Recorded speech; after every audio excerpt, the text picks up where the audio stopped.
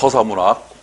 문학의 종류는 크게 나누면 어떻게 생겨 먹었냐에 따라서 산문문학과 운문문학 이렇게 나누지. 그런데 그 내용에 따라서, 내용 전개에 따라서 서사문학과 또 운문문학으로 나눠요. 산문문학에는 서사문학 작품도 있고, 다음에 우리가 글의 종류를 나눌 때 실용문, 문예문 이렇게 크게 나누거든. 그때 이제 실용문은 주로 비문학, 설명문, 논설문, 이게 실용문. 그래서 실용문, 설명문, 논설문은 필자가 곧 화자야. 그러니까 실용문 같은 경우는 필자가 직접 독자에게 말하는 형식으로 되어 있어요. 그런데 문예문, 그러니까 문학적인 글, 그게 소설이든 시든 간에 문학적인 글은 필자가 직접 독자한테 말하는 게 아니에요. 그러니까 시는 필자가 누굴 만들어? 필자가 만들어내는 첫 번째 허구적 인물이 시에서는 뭐예요? 시적 화자. 다음에 또 다른 말로 서정적 자아. 또는 요걸 바꿔가지고 앞뒤를 싹 바꿔 시적 자아, 서정적 화자라고도 나와. 이게 문제 보면은. 그러니까 다 같은 말이에요, 결국은. 그래서 그 시적 화자는 결국 시에서 말하는 사람을 시적 화자라고 그러죠. 그러니까 이 작가가 허구적인 작가의 대리인인 시적 화자를 내세워서 그 시적 화자가 독자에게 말하는 형식으로 돼 있는 게 시고, 소설도 똑같아. 소설도 결국에는 누굴 내세워? 서술자. 그러니까 소설 속에서 말하는 사람이 있다고. 걔가 서술자 또는 화자 이렇게 불러요. 그냥 시적 화자 하듯이. 화자 뜻이 뭐예요? 지화자. 지시성의 이름이 화자면 지화자지. 말씀 화자죠. 그래서 말하는 사람이라는 뜻이야. 그래서 화자는 무조건 시든 소설이든 화자는 누구라 해야 돼? 사람이라 해야 돼. 사람만 말할 수 있잖아. 근데 시에서, 소설에서 말하는 사람은 서술자 또는 화자야. 그런데 시에서 시적 화자는 항상 작품 안에 있어요. 작품 안에. 그런데 소설에서 서술자는 항상 작품 안에 있는 게 아니라 작품 바깥에도 있어. 거기 차이라는 거예요. 그래서 이 소설에서 시적 화자가 작품 안에 있을 때 우리는 그 소설을 1인칭 시점이라고. 화자가 작품 바깥에 있을 때는 3인칭 시점이라고 그러죠. 또 한 개, 시에서 시적 화자가 우리 독자들한테 소개해주는, 즉 시적 화자와 관련된 애들이 있어. 시에서, 그러니까 소설로 말하면 등장인물. 중에서 시적 화자와 관련된 애들이 있어. 얘네들을 시적 대상이라고 그러죠. 그러니까 시를 보면은 많은 소재들이 있는데, 많은 소재들이 있어요. 소재. 글감들이 있는데 그 소재들이 다 시적 대상이 되는 게 아니라 시적 대상이 되는 건 뭐라고? 서술자와 관련이 있는 소재. 하여튼 어떻게 하든 서술자랑 뭔가 관계를 맺어. 관계가 있는 소재를 뭐라고 그래? 시적 대상이라고 그런다고 그랬죠. 이게 이 시적 대상이 소설에서는 뭐와 같아? 등장인물과 같아. 그러니까 소설에서는 서술자가 등장인물 소개해주고, 시에서는 시적 화자가 시적 대상을 소개해주고. 그때 시에서 시적 대상에는 몇 가지 종류가 있다고 배웠죠? 3가지. 첫 번째, 우리가 지금 여기 배우는 요번 달 배운 게 단원별이잖아. 단원별, 그죠? 단원별은 일단은 그 단원의 개념부터 인지를 정확하게 해야 되고, 그리고 저는 그래요. 시험 보기 전 한 일주일 정도, 최소 일주일, 좀 길게 잡으면 한 보름 정도 동안은 되도록이면, 우리 원장님이 들으면 좀 싫어할 소리인데 문제를 풀지 말고 시험 보기 전 한 일주일, 시험 보기 전 한 3, 4일. 학생들이 그래요. 그때쯤 되면 할 게 없대. 그래서 이제 문제를 많이 푸는데 그 시간에는 문제를 풀기보다는 오히려 요런 책, 단원별로 되어 있는 책 갖고 개념을 정확하게 다시 한번 숙지를 시키세요. 어차피 개념 싸움이야. 문법은 당연히 개념 싸움이고. 문학도 어떻게 보면은 문학 문제라는 게 그 수능 문제처럼 꼭 그 현장에서 작품을 다 읽고 푸는 문제는 우리 공시에는 거의 내가 보기에 없어. 그러니까 개념만 가지면은 그 문학도 지문을 안 읽고도 풀 수 있는 문제들이 과반수 이상 출제가 돼요, 지금. 그래서 개념 정리를 잘 해두는 게 좋아. 시적 대상은 첫 번째 뭐가 있죠? 객관적 상관물. 따라합니다. 객관적 상관물. 객관적 상관물이 뭔지 각자 설명 빨리 시작.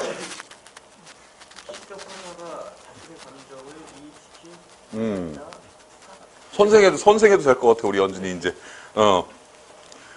실제 이 친구가 내가 좋은 이유는, 작년 한 10개월 전만 하더라도 내가 걱정이 많아서 이 친구 본인도 걱정 더 많았지.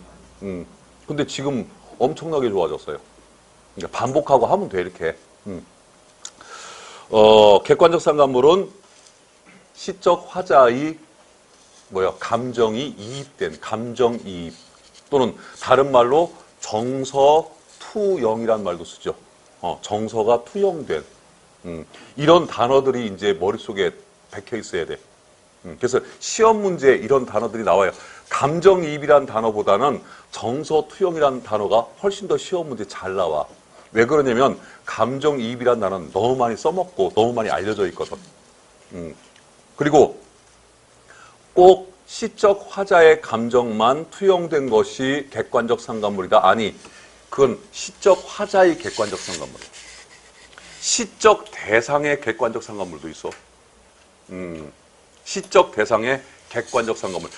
시적 화자의 객관적 상관물과 시적 대상의 객관적 상관물을 가장 잘 우리가 볼 수 있는 작품이 고려가요 동동이야, 동동. 동동에 보면 시적 화자의 객관적 상관물도 나타나. 예를 들어서 별해 발연빛 다호라 이런 표현이 있어요. 동동에 보면 벼랑에 버려진 빛과 같구나. 누가? 내 신세가. 다음에 그 동동에 보면 님을 등불에 비유하죠. 등불. 만인 비치실 등불답다 이렇게 그런 표현이 있어. 그때는 그 등불이 뭐의 객관적 상관물? 시적 대상인 님의 객관적 상관물. 두 번째 또 뭐가 있죠? 시적 대상에는 시를 지나왔는데 내가 가만 생각하니까 이런 개념 정리를 안 했더라고. 요거 할 적에 지난 시간에 뭐가 있지? 선망의 대상. 그다음에 선망의 대상. 선망의 대상. 선망의 대상이 뭐예요? 그렇죠. 부러움의 대상. 그럼 객관적 상관물하고 선망의 대상은 어떻게 달라? 시의 삼총사가 뭐라고 했어? 이렇게 목소리가 왜 이런데? 상황, 정서, 태도, 그죠? 이게 시에서 가장 중요하다고. 다시 한번 뭐라고? 상황, 정서, 태도. 그러면 우리가 시를 읽을 때 가장 첫 번째 내가 찾아야 되는 게 뭐라고요? 상황부터 찾아, 상황. 어떤 상황인가? 시적 화자가 어떤 상황인가? 또는 시도 3인칭 시가 있어. 시에서는 시적 화자가 안 빠져나가요. 작품 바깥으로. 작품 안에 있어요. 있는데 시적 화자가 주인공인 시가 1인칭 시야, 시도. 그러니까 예를 들어서 진달래꽃. 나보기에 겨우 이거 1인칭 시에 확실하게. 그런데 3인칭 시가 있어. 즉 내가 주인공이 아니라 내가 다른 걸 주인공으로 놓고 쓰는 시 대표적으로 승무. 승무의 주인공은 나야 춤을 추는 스님이야. 춤을 추고 있는 스님이지요. 주로 여러분들 청록파 시인들 시가 3인칭이 많아. 그러다 보니까 청록파 시인들은 서정시인이죠. 그죠? 아주 대표적인 서정시인. 그러니까 우리나라 시인 중에 대표적인 서정시인 5명을 한번 골라봐라 그런다면 바로 김소월, 서정주, 청록파 3명. 인데 그 중에 이 청록파가 문제가 된 게 작년에 박목월의 나그네가 지방직인가 국가직인가? 하여튼 나왔어요. 그죠? 잘 나와요. 청록파 시인들이. 왜 잘 나오냐면 이 세 사람들이 서정 시인인데도 불구하고 뭘로 표현을 해? 서정 시는 감정으로 표현해야 돼. 감정. 그래서 내가 처음 시를 딱 읽어봤더니 인간의 감정, 정서를 나타내는 단어가 보여. 그러면 서정시야. 근데 그런 시어가 안 보여. 그러면 주지시야. 그런데 무조건 인간의 감정을 나타내는 시어가 안 보인다고 주지시라고 하면 안 돼. 즉 감정으로 표현하는 시가 있고 느낌으로 표현하는 시가 있어요.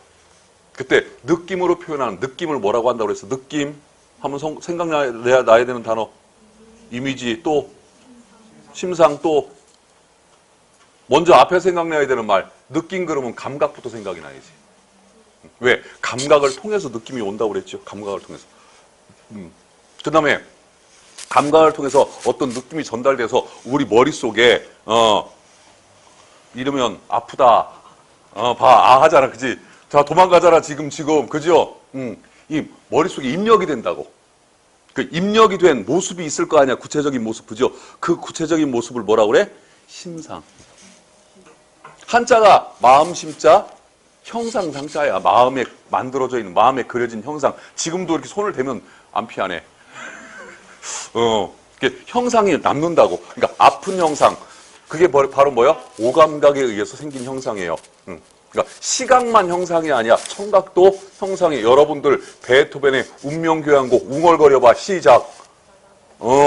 머릿속에 있잖아. 그 형상이. 청각적인. 그게 다 뭐야? 구체적인 형상이에요. 구체적인 형상. 그래서 느낌 그러면 뭐가 나와야 돼? 감각. 느낌은 뭘로 받아?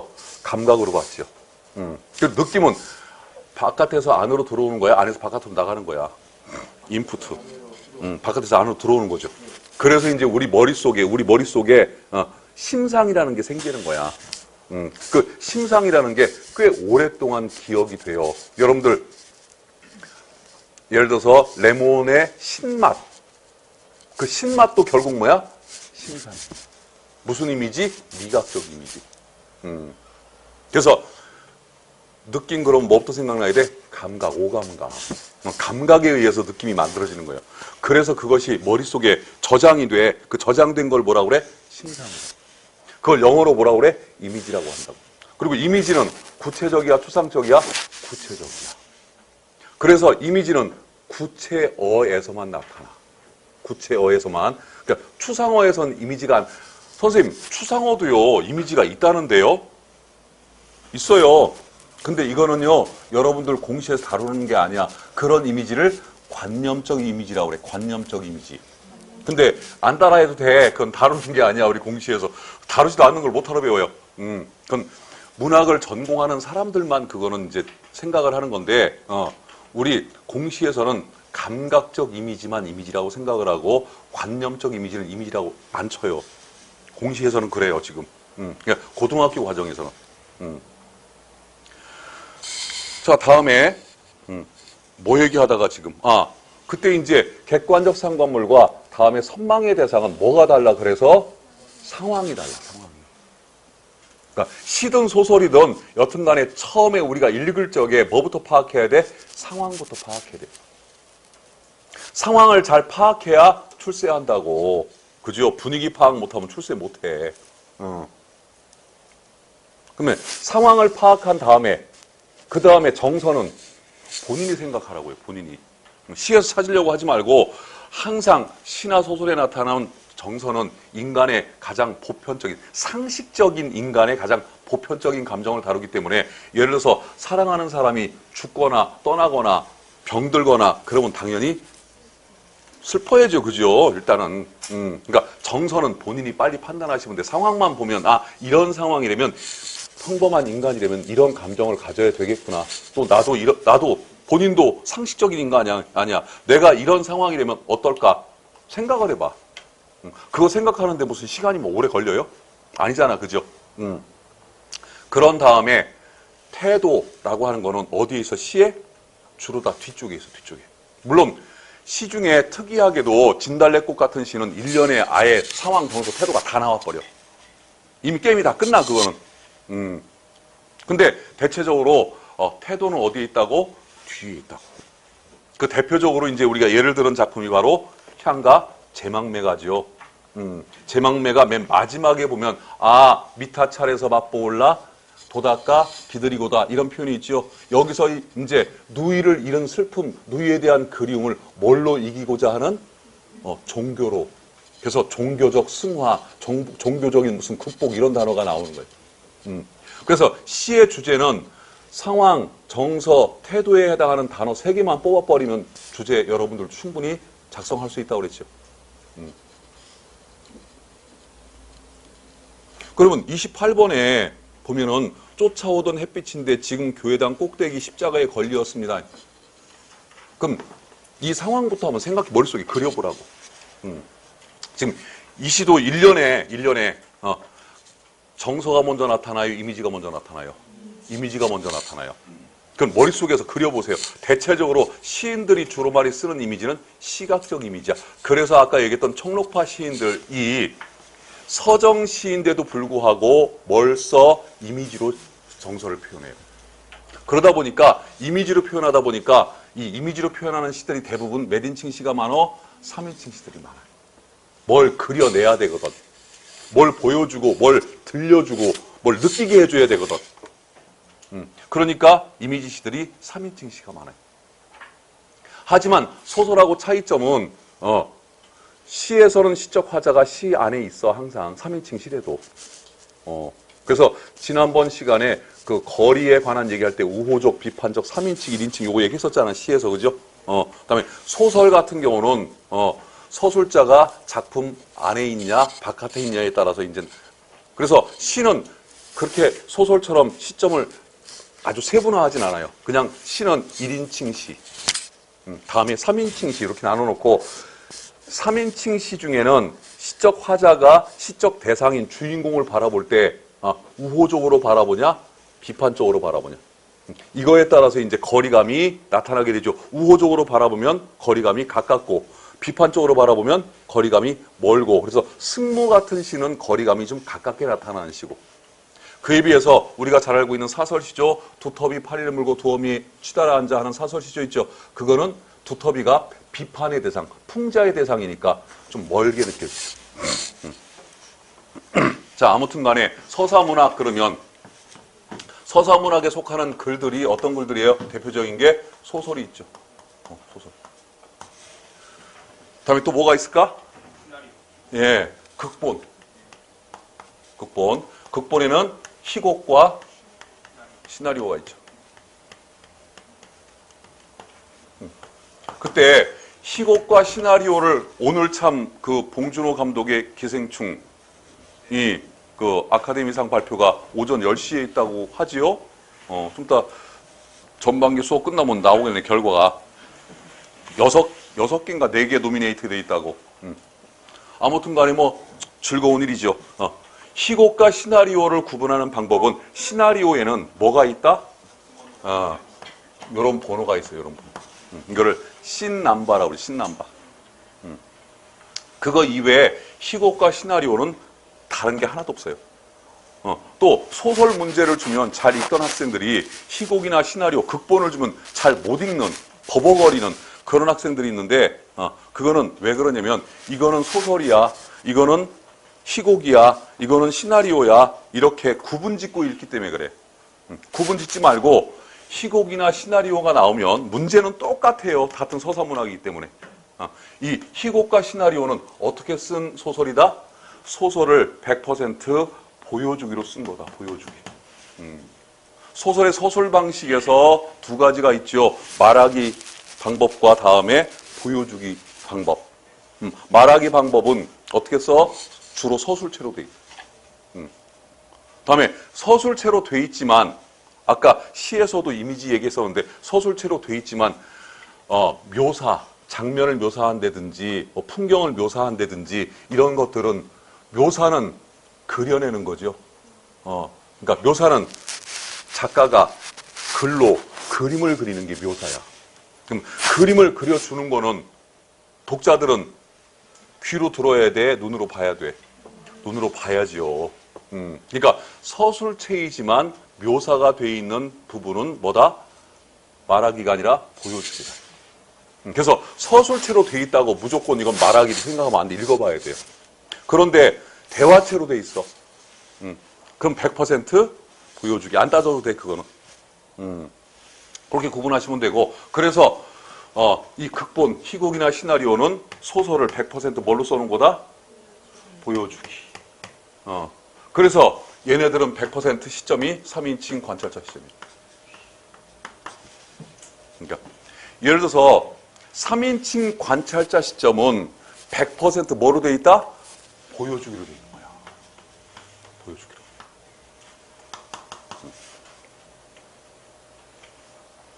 그래서 보여주기로 돼 있는 거라고. 그래서 얘네들은 다 3인칭 관찰자 시점에 속해요. 그러니까 여러분들이 극본을 읽을 때, 희곡이나 시나리오 읽을 때 뭐라고 생각해? 3인칭 관찰자 시점에 소설을 읽는다라고 생각하시고 읽으면 돼요. 문제 유형은 똑같아요. 다음에 서사문학. 이 서사라는 말의 뜻이 뭐라고 그랬어요? 사건을 순서대로 기술한 문학을 서사문학이라고 해요. 사건을 순서대로. 그래서 사건의 사자, 순서의 서자를 따서 서사라고 이름 저는 거예요, 이게 지금. 그래서 서사문학에서 첫 번째, 사건. 그래서 이게 소설의 삼총사가 뭐라고 그랬지? 사건, 인물, 갈등. 그러니까 내가 비문학의 삼총사, 제재, 관점, 의도. 시의 삼총사, 상황, 정서, 태도. 소설의 삼총사, 사건, 인물, 갈등. 이거 까먹으면 안 돼. 이게 각 파트에서 가장 중요한 거, 시험 문제 가장 잘 나오는 거 3가지씩. 사건을 다른 말로 뭐라고 해요? 작중, 상황. 작중, 상황. 소설은 우리 인간 세계에서 일어날 법한 일들을 뭘로? 이야기로 쓴 게 소설이야. 시는 우리 인간 세계에서 일어날 법한 것을 뭘로? 노래로 부른 게. 그래서 소설은 인생을 이야기하고 시는 인생을 노래하는 거예요.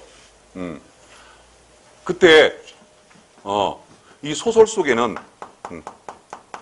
우리 인간과 똑같은 애들이 등장을 하지요. 얘네들이 사건을 일으키죠. 바로 얘네들이 인물이지, 인물.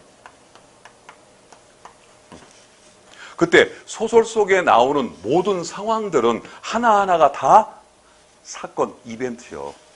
우리 인간 세계에서는 이벤트는 어쩌다 가끔씩 하는 거지, 그지? 하루하루가 또는 매 순간순간이 이벤트라면 그건 이벤트가 이미 아니지. 벚꽃이 아름다운 이유가 뭐예요? 1년에 일주일에서 10여일밖에 안 펴 있어, 얘가. 예를 들어서 벚꽃이 1년 내내 사지장철 피어 있다면 우리는 핑크색만 봐도 꼭 이럴 겁니다. 그죠? 지겨워서. 이쁘다는 생각 안 할 거야. 무궁화가 왜 안 이뻐? 무궁화는 4월 달부터 피기 시작해서 11월 달까지 펴요. 우리나라에서 가장 오랫동안 개화 시기가 가장 긴 꽃이 무궁화. 그래서 이름이 무궁화예요. 무궁 끝이 없다고. 끝이 없이 핀다고. 마찬가지예요. 소설에 나오는 모든 작중 상황은 그게 뭐야? 하나하나가 다 사건이야, 사건. 의미 있는 일들이에요. 근데 우리 인간 세계, 우리가 살고 있는 이 인간 세계에서는 하나하나가 다 별로 의미가 왜 없어? 있긴 있어. 근데 이게 뭐예요? 그냥 일상이에요, 일상. 조금 아까 제가 출근하면서 바로 내 코앞에서 내가 50m만 먼저 갔으면 내가 사고를 당했어. 바로 내 코앞에서 사고가 나는 장면을 내가 목격을 하고 아니 초보 운전 딱지를 뒤에 등짝에다 붙이고 있는 SUV, 조그마한 SUV 차량이 1차선에서 차선 변경을 3차로까지 한 방에. 그것도요, 2차로에 추월하려고 그러냐면 포크레인에 걸리면 어떡하려고. 그러다가 결국은 3차로에서 지금 포크레인에 가려서 안 보였던 신형 그레인저를 받아가지고 아니, 세게 맞진 않고 이게 서로 이렇게 딱 붙어버렸어. 옆에가. 내가 조금만 일찍 갔더라도 막 그 차한테 내가 당했을. 그래서 오늘 이 시간까지도 못 왔을 수도 있어. 예, 우리 현실에서는 사건이라는 게 자주 일어나는 게 아니라 가끔씩 일어나죠. 그런데 소설은 상황 자체가 그냥 뭐요? 사건이에요, 사건. 사건을 다른 말로 그래서 상황. 그래서 그 다음에 이 사건을 일으키는 주범이 누구야? 소설에서도 인물이고 우리 인간 세상에서도 우리 인간들이지, 인간. 그때 인물이 나왔어. 소설을 읽는데. 그러니까 소설 문제가 나오면 뭐부터 해라? 첫 번째, 작가명하고 작품명부터 확인해. 공시와 수능은 모든 문학 작품에 작가명과 작품명을 써주는 걸 원칙으로 하는데 최근 들어서 안 써주는 경우도 있어요. 안 써주면 좀 어렵거든. 만약에 작가명과 작품명이 있으면 그것부터 확인해. 그리고 제가 다음 주에 내 수업을 종합반 때부터 단과반까지 들어본 학생들은 현대 시인, 현대 소설, 이렇게 소설가 이렇게 정리해 놓은 거 책에 다 붙어 있어서 그걸 보고 했는데 그게 내 수업을 여기서 문풀반에 처음 듣는 학생들이 그게 없어. 그래서 시인론이 어쩌고 저쩌고 하면 지금 문풀반 처음 듣는 학생들이 무슨 소리야. 여기에서 내가 보기에 한 20%? 그 정도가 없어, 그게. 그래서 내가 다음 주에 오늘 오다가 아침에 차 안에 생각이 나더라고. 다음 주에 내가 다시 한번 프린트를 해서 설명을 해드릴게요. 그래서 내가 아는 소설가가 나왔어. 그러면 이 소설가가 특징이 이렇고 주제의식이 이러니까 이 작품도 이럴 거예요. 예를 들어서 내가 아는 소설가인데 작품은 내가 모르는 작품이 나왔어. 내가 아는 시인인데 작품은 모르는 시가 나왔어. 바로 작년에 신동엽의 시, 국가직에 나와서 나왔던 신동엽의 시는요. 솔직히 나도 안 읽어보는 시요, 그거. 그런데 문제 푸는데 아무 지장이 없어요. 왜? 신동엽에 대해서 알고만 있으면 아무 지장 없었어요. 그러니까 작품 안 읽고도 그냥 문제가 풀렸었어. 그래서 현대문학은 누구 위주로, 뭐 위주로 공부해라? 작가 위주로 공부를 해요. 그래서 하여튼 간에 작가명과 작품명이 나오면 그것부터 보고 그런 다음에 현대시는 문제부터 내가 읽으랬어. 문제부터. 근데 현대 소설은 선택지부터 보지 말고 뭐? 작품을 앞에 조금 읽어봐. 그래서 뭐 파악해? 그리고 작품을 전체의 지문 중에 이제 발췌가 된 지문 중에 한 4분의 1이나 양으로 본다면 분량으로 본다면 4분의 1이나 5분의 1 정도 읽어보는데 읽어보면서 요걸 파악하고 그 앞에 나오는 인물들이 있어요. 그 인물들이 대부분 주동인물들이야. 주요 인물들이고. 앞쪽에 나오는 인물들 이름이 나오거나 또는 무슨 뭐 인칭대명사가 나오면 무조건 동그라미 치고 이 등장인물의 뭘 파악한다? 성격. 또는 뭐? 심리.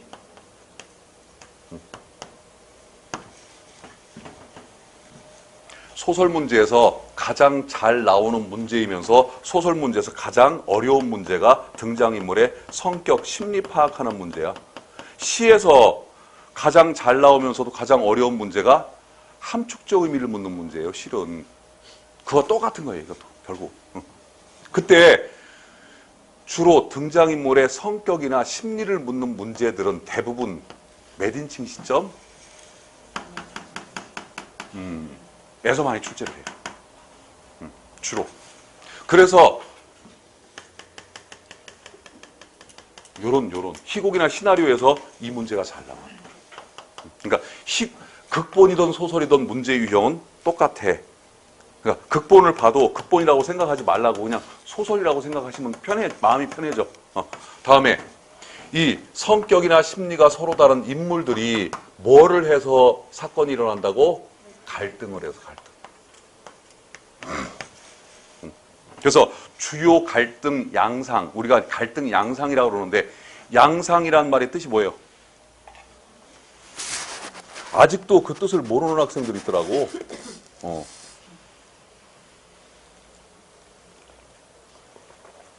아유, 커피 맛있다. 얻어먹는 커피가 더 맛있어. 양상, 모양과 상태, 생김새 이런 뜻이에요. 갈등의 양상은 갈등의 생김새. 갈등은 크게 네 가지로 나뉘게 되지요. 첫 번째, 인물 내면의 갈등 또는 개인 내면의 갈등.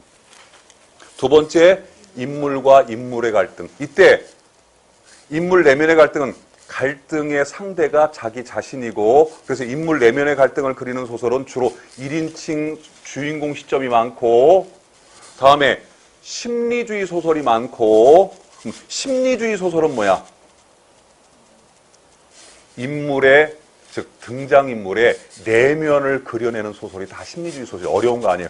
등장인물의 내면 심리를 그리는 소설이 다 심리주의 소설이야. 다음에 의식의 흐름 기법을 쓰게 되고, 의식의 흐름 기법을 쓰는 대표적인 작품이 바로 이상의 날개와 오상원의 유해라고 그랬죠. 우리나라에서는 현대소설 중에 두 작품. 이상의 날개 다음에 뭐? 오상원의 유해. 다음에 인물과 인물 간의 갈등을 그리는 경우에는 주동인물과 반동인물이 설정된다고 그랬지요.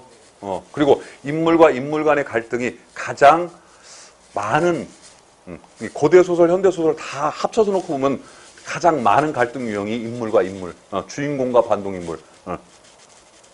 기생충이 왜 재미가 없어요? 주인공이 없어. 어떻게 된 놈의 영화가. 송강호라고 하는데 내가 보기엔 송강호가 주인공이 아니야.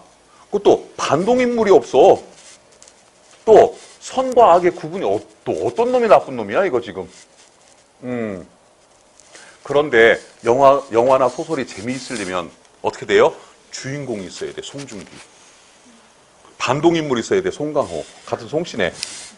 둘이 나왔어. 근데 송중기가 희대의 살인마야. 송강호가 그 희대의 살인마를 쫓는 형사야. 근데 우리는 누구 편 들어? 그렇지요. 이렇게 선과 악이 뚜렷이 딱 대립이 돼야 그 영화가 재밌고 그 소설이 재밌는데 바로 그런 소설이 바로 고대 소설이에요.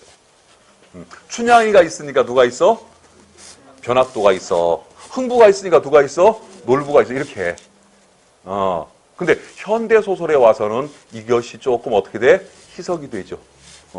그래서 선과 악의 대립이 조금은 사라져.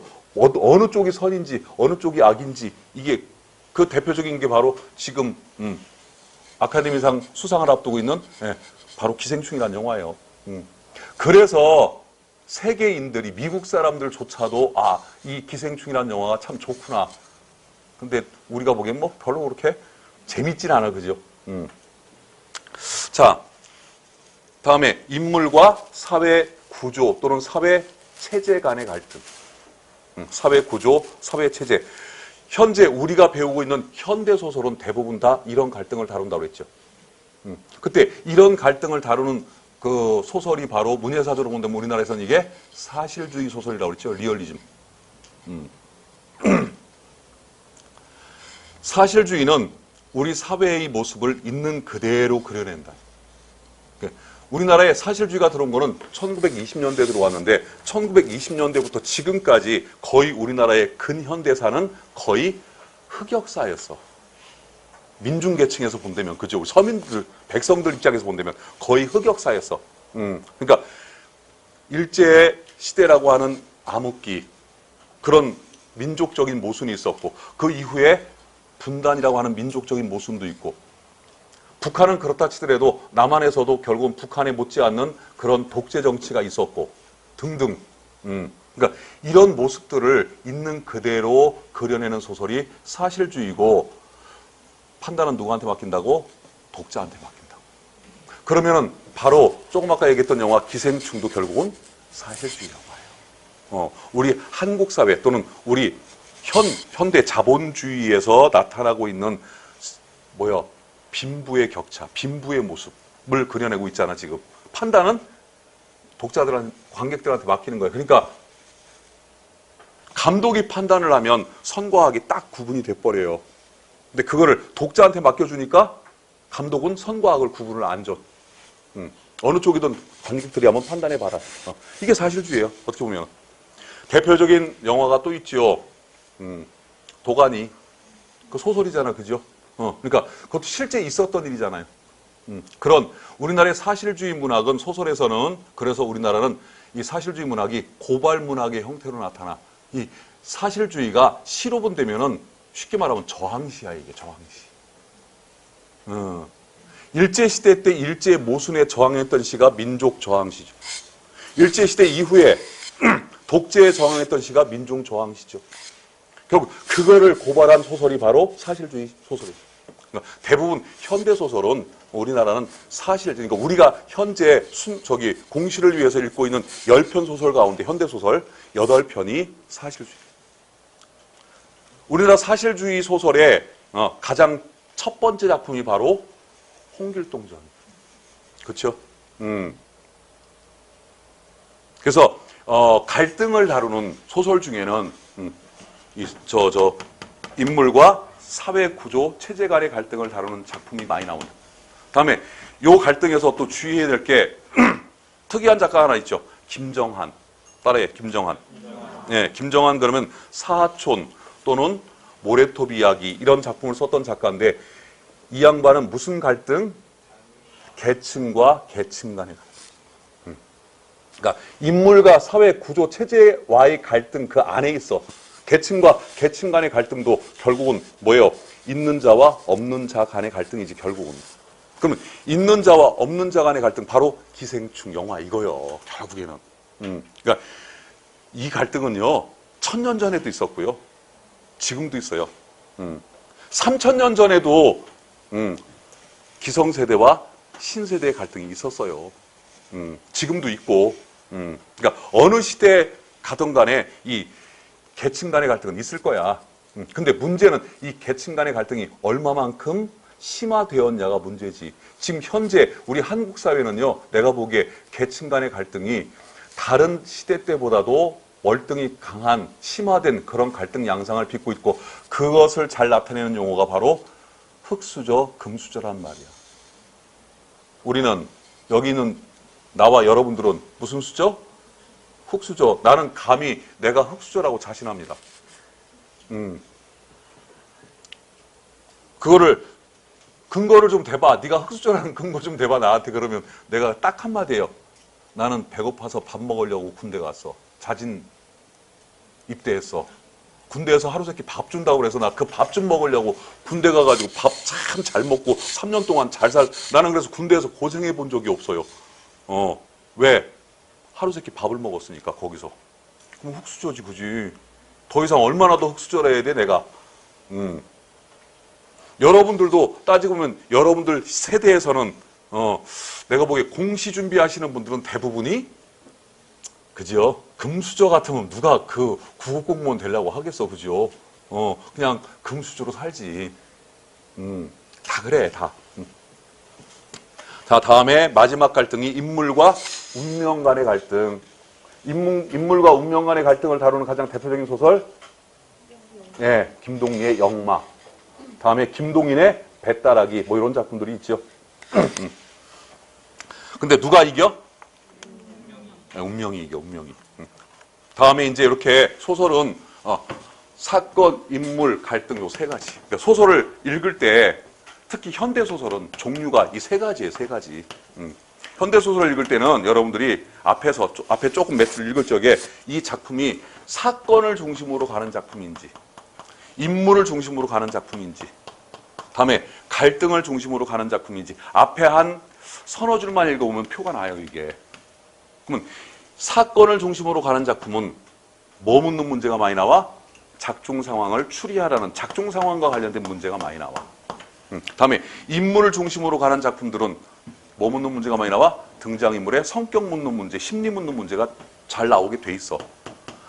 갈등을 중심으로 하는 작품은 당연히 갈등에 대해서 묻는 문제. 그러니까 여러분들이 소설을 한 앞에 서너 줄 읽어보고 생각해봐. 이 작품은 특히 현대 소설. 어느 쪽일까? 고대 소설은요, 대부분이 인물 중심이에요. 그래서 고대 소설은 제목부터가 사람 이름으로 되어 있는 소설들이 거의 대부분이야. 춘향전, 심청전, 흥부전, 그죠? 이런 식으로. 홍길동전 이런 식으로. 그러다 보니까 그리고 고대 소설은 딱 정해져 있어. 갈등이 선과 악의 대립으로 딱. 그래서 고대 소설은 대체적으로 인물 중심으로 가고 그 다음에 중요한 게 사건. 고대 소설에 별로 안 중요한 게 갈등이에요. 근데 현대 소설에서는 가장 중요한 게 어떻게 보면 갈등이 되겠죠. 근데 전통적으로 인물이 제일 중요해, 소설은. 왜? 인물이 있어야 뭐가 되지. 우리 사회도 인간, 사람이 있어야지 뭐가 사회가 되고 자시고 할 거 아니야, 그죠? 그래서 이게 전통적으로 강하고 현대소설도 그 다음에 사건이 아니라 이제는 갈등. 그리고 이쪽으로 갈 때 왜? 문제를 내기가 여기 편해. 출제위원 입장에서. 푸는 사람 입장에서 이게 불편해, 풀기가. 그래서 우리가 만나는 현대소설들은 이쪽 중심인 소설들이 많아요. 그래서 현대소설을 만났을 적에는 몇 줄을 읽어가면서 이 작품이 지금 이 세 개 중에 어떤 거 중심으로 가는지, 그래서 이거 지금 인물 중심인 것 같아. 그럼 인물에 관한 문제 있을 것 같아 하고 문제를 한번 봐봐. 있나 없나. 있으면 기분 좋아져요. 왜? 내가 출제를 하고 있잖아 지금. 내가 출제위원하고 거의 대등하게 좀 생각을 하고 있잖아. 자, 다음에 고대 소설이 나왔어. 근데 내가 모르는 소설이야. 읽어봐야 돼, 지문을. 그런 상황이 아닌 상황이. 그때 어떡하냐. 고대 소설은 여러분들이 잘 알고 있는 옛날 이야기들이 다 고대 소설이야. 고대 소설을 5글자로 바꾸면? 흥부전 옛날 이야기잖아요.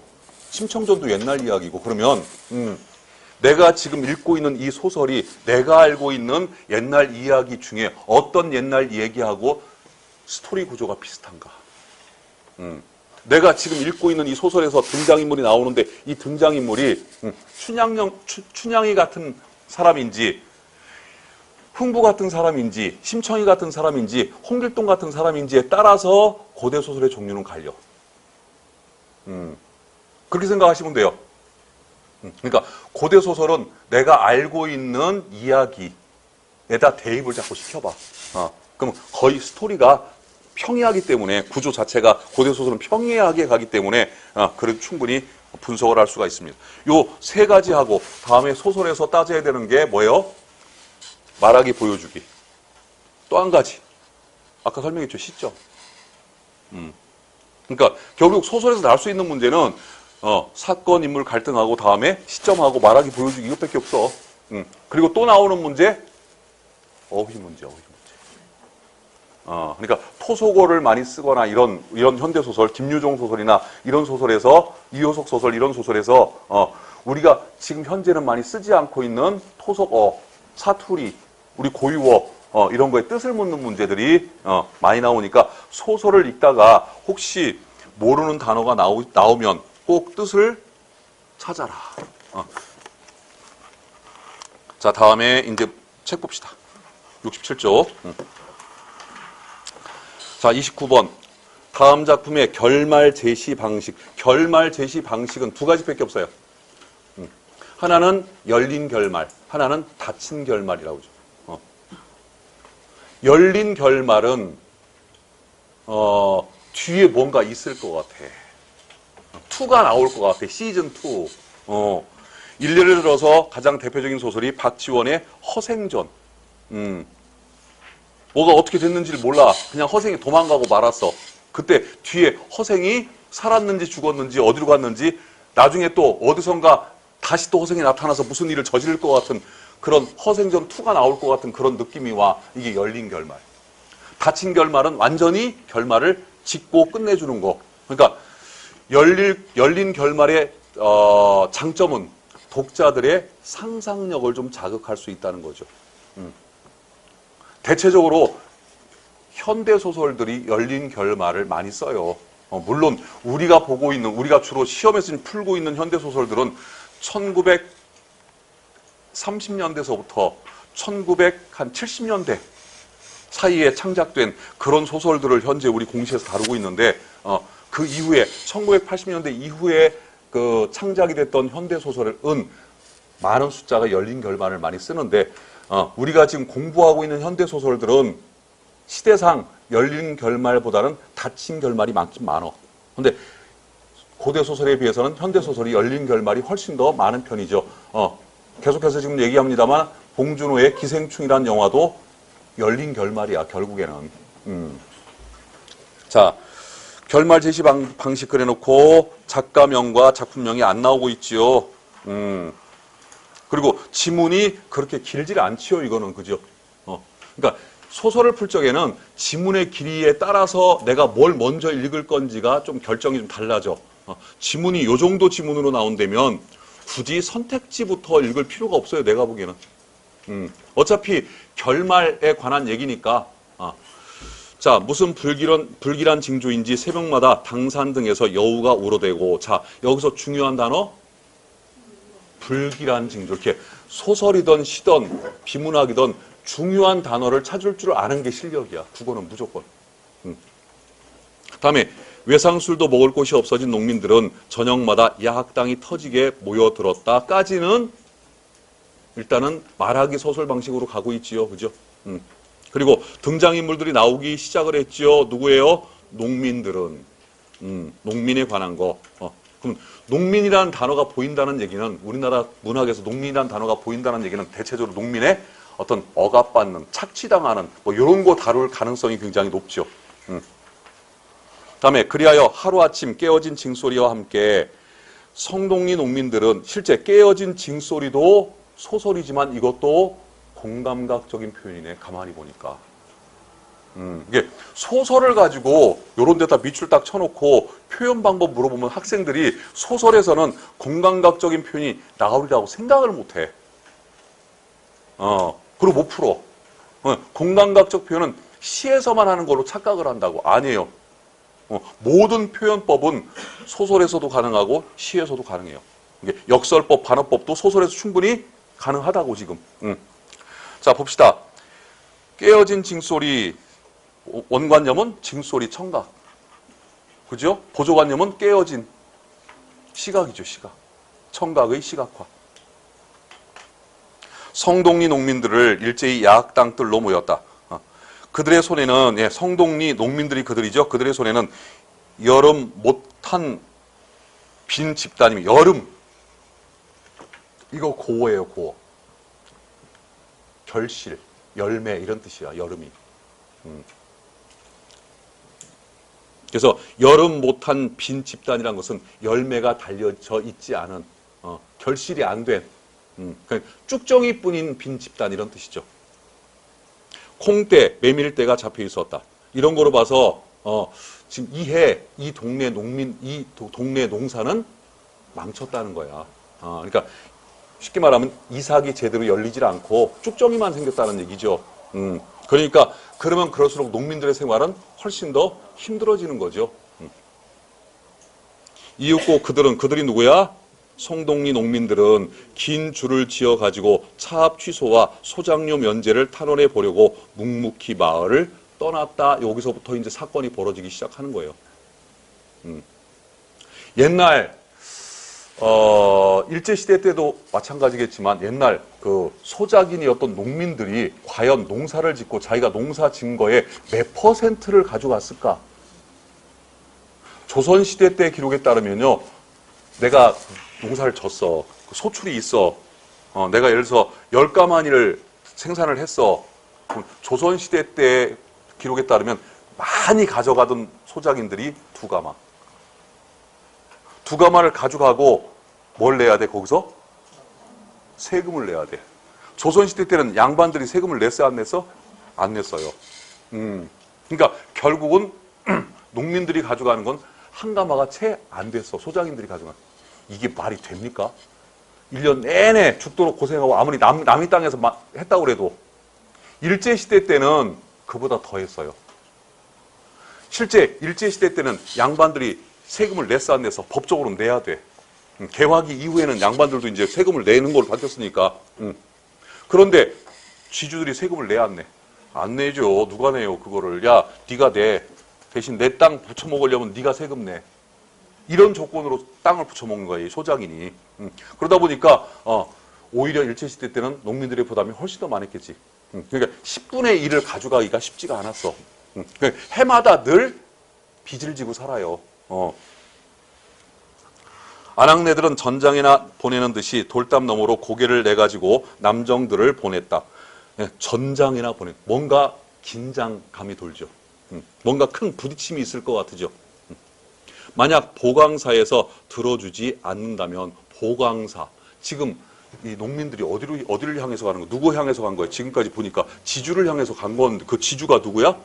보광사라고 하는 절이야, 절. 이게 바로 김정한의 사촌이란 소설에서 발췌한 거죠.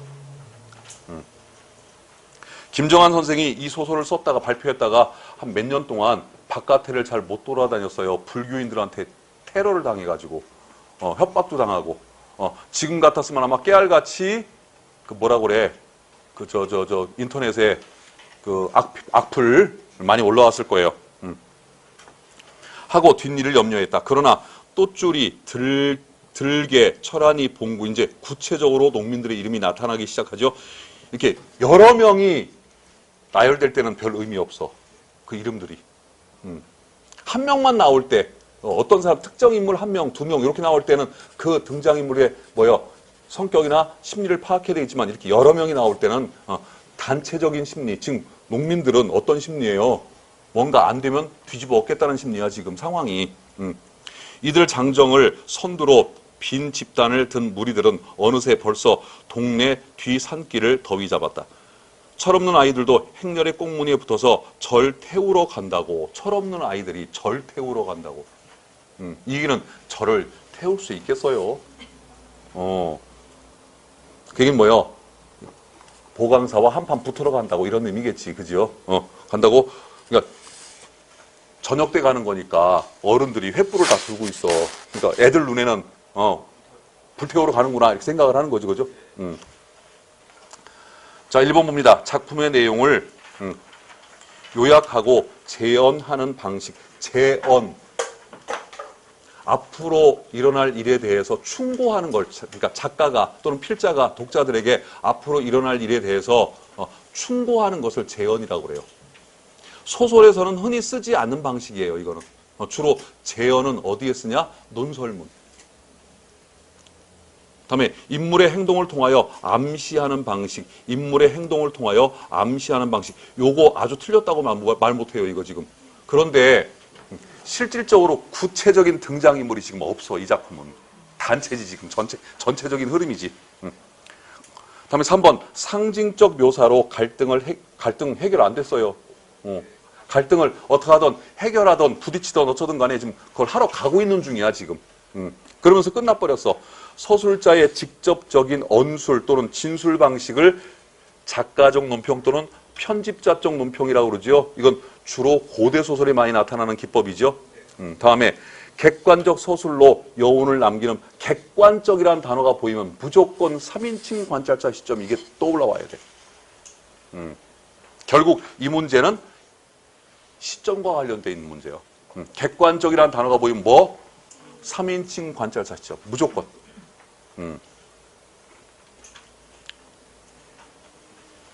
여기 지금 현재 지문을 보면은 등장인물들의 심리는, 내면 심리는 서술이 안 됐어. 이 사람들 행동만 지금 나와 있지. 어떻게 행동한다고. 그래서 2번도 답이 될 수도 있었을 뻔해서 인물의 행동을 통하여 암시하는 방식, 요거 답이 아예 안 되는 게, 예를 들어서 5번이 업되면 이때는 2번이 답이 돼요. 그러니까 이 국어, 문학, 비문학, 특히 문학, 이게 어려운 게 뭐냐면 선택지가 바뀌면 답이 바뀌어버린다는 거예요. 우선순위가 뭐냐에 따라서 뭐가 더 답이냐, 이 싸움을 한다는 거예요, 지금. 다음에 30번.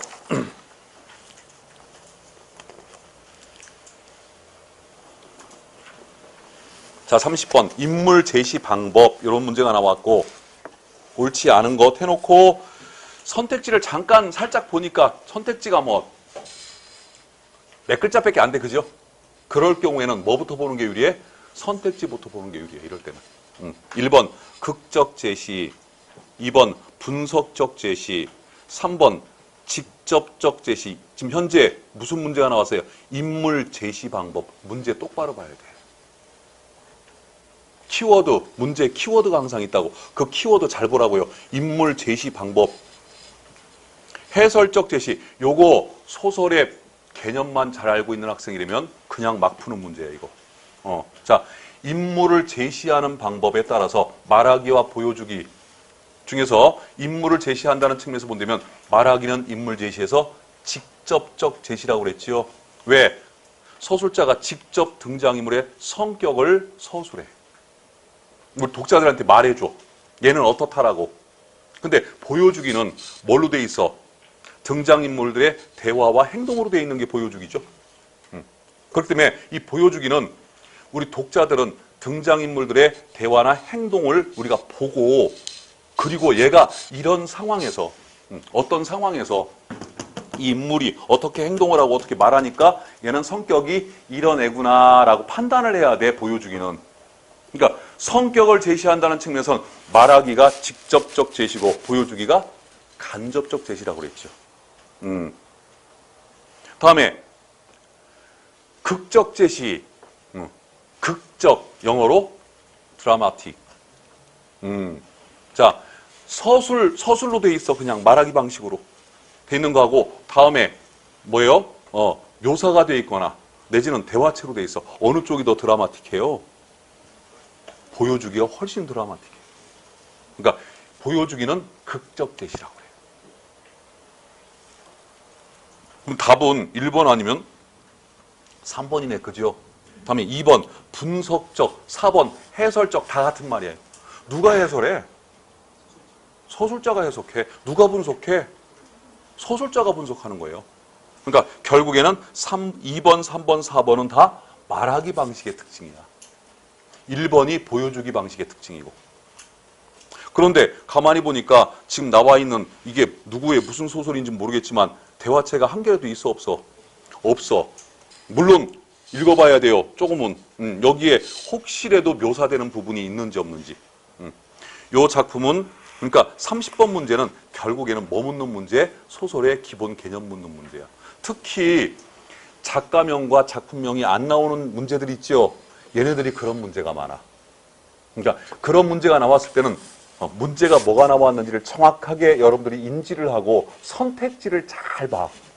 그거 갖고도 충분히 문제를 풀 수가 있어요. 그래서 여러분들 내가 시험 보기 전 한 일주일 동안은 문제풀이보다는 개념 정리 해라. 왜? 내가 전에도 얘기했었지. 일주일 그 남겨놓고 문제 잘못 풀었다가는 오히려 스트레스 받는다고. 문제를 풀려면 어떤 문제 풀어? 풀었던 문제 봐. 풀었던 거. 한번 풀었던 걸 보세요.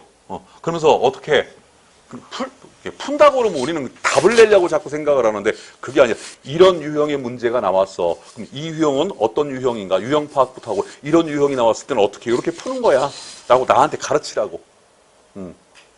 답은 그런 유형의 문제가 나왔을 때 선택지는 뭐 여러 가지로 조합이 될 수가 있겠죠. 그죠? 자, 다음에 30번 그래도 소설 박경리의 토지에서 발췌가 된 거죠. 그리고 박경리의 토지라고 하는 작품은 대하소설이에요. 그죠? 우리나라에서 박경리의 토지, 우리 한국 사람이 쓴 소설 중에 박경리의 토지보다 더 긴 소설이 거의 없을 거예요. 내가 기억하기에. 대하소설, 장편소설로 가면 갈수록 말하기 기법을 많이 쓴다. 보여주기 기법을 많이 쓴다. 말하기 기법을 많이 쓰게 돼.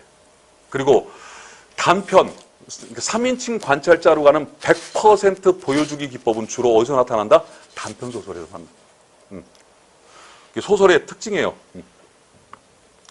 자, 누군가가 팔팔하게 반대하고 나서면 너희들이야 그러거나 말거나 두만아비는 징을 칠 것이다. 두만아비 등장인물 하나 나왔지요. 봉기는 해죽해죽 웃으며 구경하는 아낙들 보고 부끄러워하며 고가를 흔들 것이다. 봉기 두 번째 등장인물 나왔지요. 이들은 한창 일할 나이, 사람의 기틀을 잡고 있는 30대 중간쯤의 장정들이었고라고 여기 나오는 두만아비와 봉기를 직접 서술자가 설명해주고 있죠. 어떤 사람들이라고. 이런 게 바로 해설적 제시, 분석적 제시라는 거예요. 등장인물에 대해서 직접 해설해주고 직접 분석하고 있잖아 지금. 이렇게. 요 정도까지만 나가면 여기 지금 지문은 말하기 기법이야. 조금만 더 읽어볼까요? 나이 좀 처지는 축으로 장구맨 하얀 배수건 어깨에 걸고 싱긋이 웃으며 큰 키를 점잖게 가누어 매물도는 일용이다. 여기까지만 읽어봐도 지금 이 부분은 이 작품에 나오는, 이 상황에 나온 등장인물을 소개하는 그런 내용으로 돼 있고, 소개를 직접 누가 해? 서술자가 직접 하고 있죠. 요게 말하기 방식. 뒤는 여러분들이 읽어봐도 될 것 같아요. 31번. 문제 뭐예요? 갈등의 종류, 갈등 양상 같은 말. 그럼 아까 앞에서 했던 네 가지 갈등, 이런 경우에도 선택지를 살짝 봐봐. 선택지가 길지가 않잖아, 그죠? 그럼 짧은 것부터 읽어. 지문보다 선택지가 짧으면 선택지 보고, 지문이 좀 짧아 보이면 지문을 읽고 이렇게. 1번, 2번, 3번, 4번 봤더니 뭐 내가 다 아는 거야. 네 가지 갈등 나왔네, 그죠? 자, 봅시다. 그렇다면 답은 그냥 찍어도 4번이야.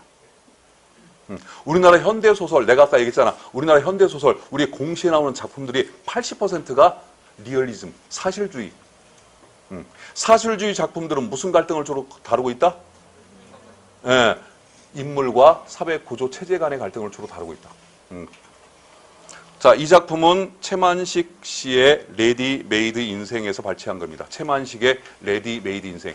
최만식은 우리나라 현대소설가 가운데 우리나라의 조선 후기의 문학 정신이었던 풍자의 정신을 현대적으로 가장 잘 계승한 작가로 알려져 있고, 그래서 최만식의 작품에 나오는 주인공들은 대부분이 풍자의 대상, 비판의 대상들이 많지요. 뭐 껍빛단니도 그렇고,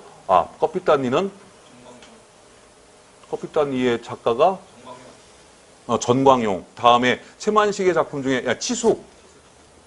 치숙도 서술자가 오히려 비판의 대상이 되죠. 자, 다음에 인테리 중에도 아무런 손끝의 기술이 없이 대학이나 전문 학교의 졸업 증서 한 장을 또는 조그만 보통 상식을 가진 직업 없는 인텔리. 해마다 1000여 명씩 늘어가는 인텔리. 이때나 지금이나 별로 뭐 이렇게 바뀐 게 없는 것 같아요, 우리나라가. 그죠? 뱀을 본 것은 이들 인텔리다. 부르조아지의 모든 기관이 포화 상태에 이르러 더 수요가 아니느니 그들은 결국 꾀임을 받아 나무에 올라갔다가 흔들리우는 셈이다. 인텔리들이 취업을 하더라도 결국엔 떨어지게 돼 있어. 나무에 올라갔다 나무를 흔들면 어떻게 돼? 그럼 다 떨어질 거 아니에요, 그죠? 지금 우리나라의 상황도 별반, 지금 시대 별반, 이거하고 다를 게 없죠, 지금. 개밥의 도토리다. 누가? 인텔리들이. 그러니까 이런 상황이 어떻게 해서 벌어졌어? 바로 사회 구조가 잘못돼가지고, 사회 체제가 잘못돼가지고. 지금 여러분들이 왜 이렇게 고생을 할까? 사회 구조가 잘못돼가지고 그런 거예요, 지금. 사회 구조가 잘못돼가지고. 자, 아무튼 32번. 부자 간의 갈등이 생기는 이유. 부자 간의 갈등이 생기는 이유. 문제 보니까 작가와 작품명이 보이죠? 예, 염상섭의 3대. 3대는요, 워낙 잘 나오는 작품이라서 정리를 좀 해둬야 돼요.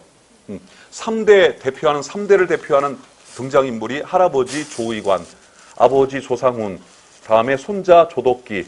각각의 성격과 역할이 있어요, 여기 이 작품에서. 그것만 잘 정리해 두신 분이 되면 굳이 이 문제도 지문 없이도 풀 수 있는 문제예요, 따지고 보면은. 그러니까 조의관, 할아버지 조의관은 첫 번째, 돈이라면 사족을 못 써. 이 사람은 자수성가한 사람이야. 그러니까 거의 천민태생인데 돈을 엄청나게 개화기 때 하여튼 간에 모았어. 두 번째, 그래서 이제 그 당시에 그 개화기 때 그 부자가 된 이 사람들이 주로 이제 그 시대의 문화, 항상 지금도 그래요. 지금도 어떤 사람이 어쩌다가 졸지에 부자가 됐어.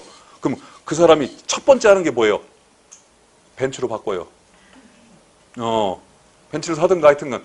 그게 문화거든. 우리나라 현재 자본주의 문화. 다음에 어딜 가요? 골프장에 가요. 라운딩 하러. 골프부터 배워. 그게 문화거든.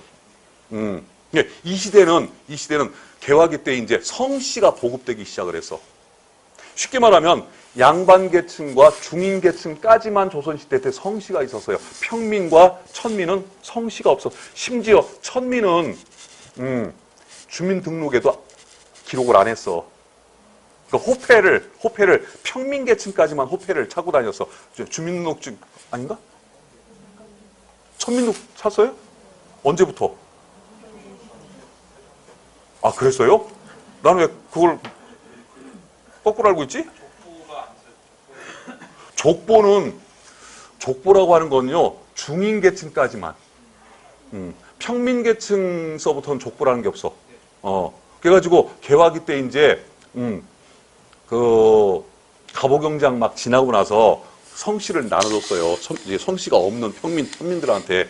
그래가지고 너희들이 쓰고 싶은 거 써. 그래가지고 그때 가장 많이 팔린 성씨가 경주 김씨야. 현재 우리나라에서 가장 많은 성씨가 경주 김씨야. 김씨 중에서도. 왜? 전주 이가는 왕족은 맞아. 전주 이가에 대한 어떤 향수는 있었지만 그 당시 사회적 분위기가 전주 이가를 잘못 썼다가는 죽을 분위기야. 왜? 나라가 망해가고 있었으니까. 그걸 다 알거든요, 사람들도. 그래서 전주 이가를 썼던, 그걸 찾아갔던 사람들은 대부분 아예 사회에 전혀 관심이 없었던 무식한 사람들. 우리 할아버지가 그런, 나도 전주 이가거든. 혹시 몰라, 나도. 그럴 수도 있지 뭐. 근데 아무튼 그 사람들이 이제 족보도 사고, 그래서 돈이 있는 사람들은, 가가지고 이제 그 문중에 가가지고 족보를 사요. 그때 이제 그 문중에서 족보 장사를 한 거예요. 그럼 문중에 돈이 생길 거 아니야. 이제 그런 식으로 해서 이 조의관도, 그런 유교적인 그런 어떤 가치관을 많이 따르게 됩니다. 그 당시 분위기가 그런 분위기야. 그래서 어떻게 하든 자기 집안을 좀 뭔가 새롭게 만들어 보려고 하는. 그러다 보니까 누구보다도 유교적인 절차나 유교적인 그런 것들을 더 잘 지켜. 그리고 선비들을 위해서 조의관 무식한 사람이에요. 한글도 모르는 사람인데 그래서 선비들을 위해서 서원도 지어줘. 왜? 선비들한테 서원을 지어주면은 선비들이 조의관을 인정해 주니까 그 인정을 받으려고. 그게 그 당시에 문화 풍토였으니까.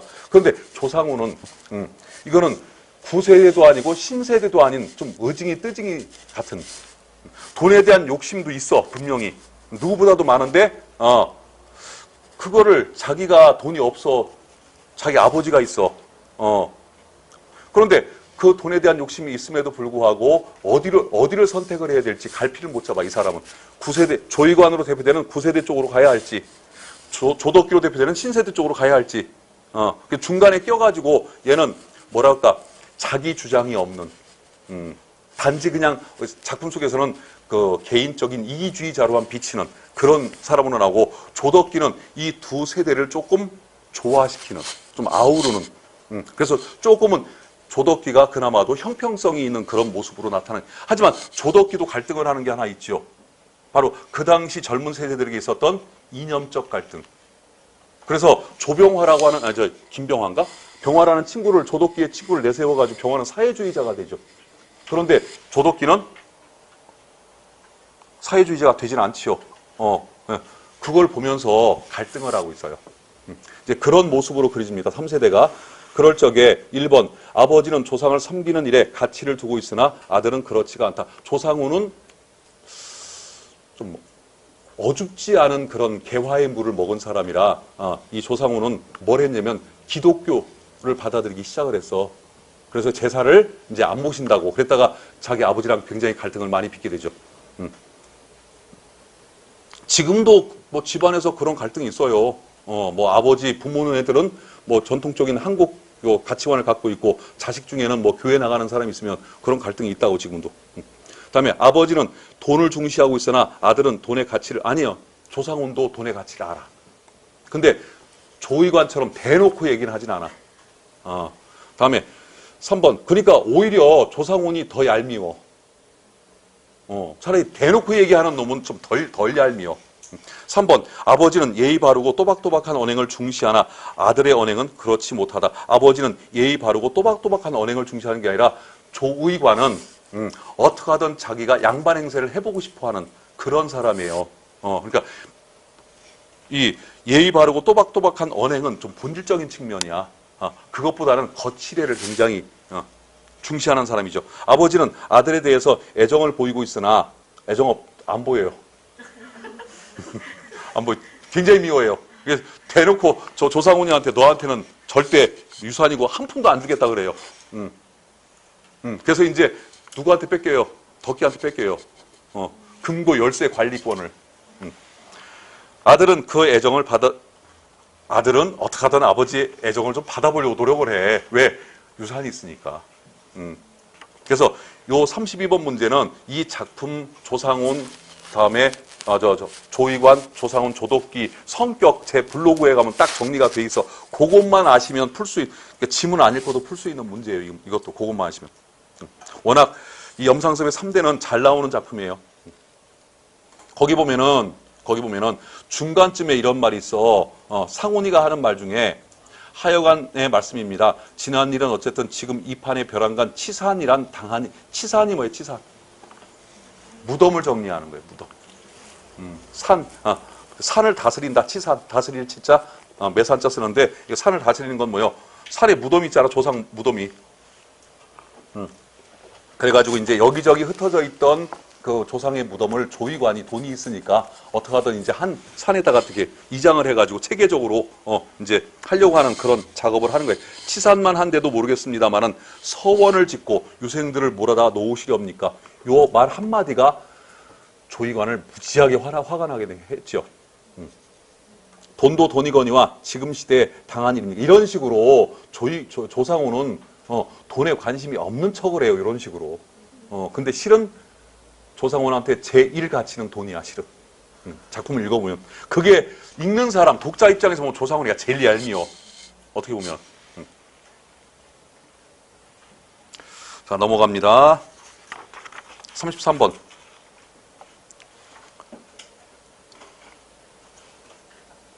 33번 기억의 기능의 배경에 관한 문제가 나오는데 배경이 실제 소설 구성의 3요소 그러면 사건, 인물, 배경이에요, 원래는. 근데 나는 배경을 빼고 거기다 갈등을 집어넣어놨는데 왜 그러냐면 배경에 관한 문제가 잘 나오질 않아. 새침하게 흐린 품이 눈이 올 듯 하더니 눈은 아니 오고 얼다가만 비가 추적추적 내리는 날이었다. 이날이야말로 동소문 안에서 인력 거꾼 노릇을 하는 김첨지에게 요 정도 읽으면 여러분들 같으면 이거 운수 좋은 날이라는 거 금방 알죠, 그죠? 인력 거꾼 얘기 나오는 거. 닥친 운수 좋은 날이었다. 그 운수 좋은 날의 결말은 여러분들이 아시죠? 그때 새침하게 흐린 품이 눈이 올 듯 하더니 눈은 아니 오고 얼다가만 비가 추적추적 내리는 날이었다. 무슨 배경? 기후적 배경. 배경 중에서도 기후적 배경. 이 배경은 이 지금 내용은 뭔가 결말이 썩 좋지 않음을 암시하는 그런 정답 2번이 되겠죠? 사건의 성격을 암시한다. 앞으로 일어날 사건들이 성격은 암시하지 못하죠. 사건 발생의 결정적 계기가 되고 그래서 장사가 잘 됐어, 그날따라.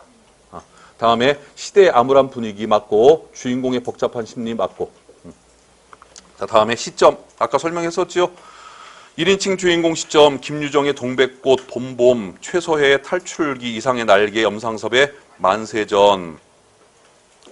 거기도 참 네모가 돼 있네요. 그죠? 다음에 1인칭 관찰사 시점, 주요섭의 다음에 김동리의 화랑의 후예. 화랑의 후예는 대표적으로 인물 중심적인 작품이에요. 화랑의 후예라고 하는 작품은 맨 마지막 그 국정교과서에 실렸던 그래서 시험 문제 지금도 우리 그 공시에는 자주 나오고 있는 작품이에요. 그리고 화랑의 후예는 어떤 작품? 인물 중심적인 작품. 개성적인 인물이 하나 나오죠, 거기. 다음에 황진사라고. 다음에 현진건의 빈처. 다음에 고향. 김동인의 붉은산. 광화사. 윤웅길의 장마. 이거는 장마는 뭐랄까요? 우리 공시의 대히트 작품이지. 최근까지 계속 잘 나오고 있어요. 이문열의 적어도 그 여기 있는 작품 중에서 거기 네모칸이 있는 작품들이 있지요. 그 작품들은 꼭 알고 있어야 되는 작품들이. 다음에 전지적 작가 시점, 고대 소설. 대부분의 고대 소설이 우리나라는 거의 100% 고대 소설은 전지적 작가 시점이에요. 다음에 염상섭의 3대. 3대도 장편소설이기 때문에 전지적 작가 시점. 이광수의 무정은 안 나오겠죠. 최만식의 태평천하, 이효석의 다음에 현진건의 황석영의 삼포 가는 길, 뭐 시문의 상록수도 이제 안 나오겠죠. 다음에 3인칭 관찰자 시점, 황순원의 김동인의 다음에 염상섭의 두 파산, 이 작품도 가끔씩 보이는 작품이에요. 34번 갑니다. 다음 설명과 가장 가까운 소설 문제가 나왔는데 문제 문장에 설명이라는 단어가 보여요. 설명, 이렇게 설명. 보이면 서술 방식 묻는 문제일 가능성이 높고 서술 방식을 묻는다는 것은 바로 뭘 생각하라는 얘기야? 시점, 말하기, 보여주기. 세 개. 그러니까 소설의 서술 방식의 삼총사 시점, 말하기, 보여주기요. 또 그거는. 그런데 박스 안에 그 설명이 나와 있네. 그죠? 박스를 먼저 봐야 되겠네. 서술자인 작가가 읽어 시작. 예, 외부 관찰자의 위치에 어떻게 3인칭 관찰자 시점이죠. 거기다가 그 밑에 아주 중요한 단어가 하나 보이죠? 객관적인 태도, 객관적. 객관적이라는 단어가 보이면 무조건 무슨 시점? 3인칭 관찰자 시점이라고 생각하면 돼요. 자, 1번 봅니다. 쉬운 문제가 아니네요. 이런 문제가 시간을 많이 끌게 하는 문제예요. 제발 이런 문제가 안 나기를 기도해야 되겠죠. 그죠? 쉬운 문제 아니 시점 이렇게 나오면 어려워요. 지금도 아름다운 나비를 보면 때때로 나비를 찾아 숲속을 헤맬 때의 열정이 몸에 스미는 듯 느껴진다. 그럴 때면 나는 나 1인칭. 잠시 어린아이만이 느낄 수 있는 뭐라고 말로 표현할 수 없는 황홀한 심정에 사로잡힌다. 나에 관한 얘기네. 그죠? 1인칭 주인공 시점. 헤르만 헤세의 나비라고 하는 작품입니다. 숙부가 널 죽이려 한 이유가 뭐냐는 내 질문에 나 또 나오네. 그죠? 그 애는 무심코 대답하려다 말고 갑자기 입을 꾹 다물더니 언제까지고 나를 경계하는 눈으로 잔뜩 노려보고 있었다. 누가? 그 애가. 지금 내가 그 애에 대해서 쓰고 있죠. 1인칭 관찰자 시점에 가깝죠. 요것만 가지고 100% 1인칭 관찰자 시점이라고는 말 못하고 1인칭 관찰자 시점에 가깝다라고 얘기할 수밖에 없어요. 3번 결국 이산가족 찾기 시간에 방송이 나갔다. 사나흘이 지나자 태규 등장인물이 이렇게 처음에 사람 이름으로 등장을 해버리면 3인칭일 가능성이 굉장히 높아져.